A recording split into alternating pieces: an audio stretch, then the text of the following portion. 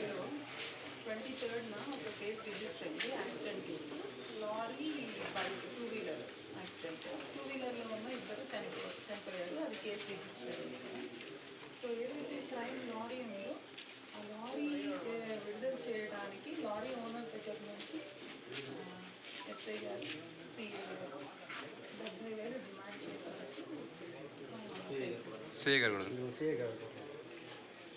70,000 demand చేశారు.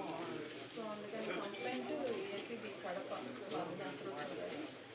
So సబ్సిక్వెంట్గా ఈరోజు SI గారిని నియర్ బై పెట్రోల్ బంక్లో 100గా పట్టుకోవడం జరిగింది. 70,000 రికవర్ కూడా.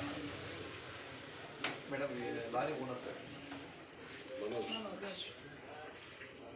కడప మేడం కేసు కడప అండి, కడప జిల్లాకు చెందింది. ఇన్ఛార్జ్ కడపకి ఇన్ఛార్జ్గా తిరుపతి డిఎస్పీ గారు కాబట్టి additional SP Tirupati ACP Vimal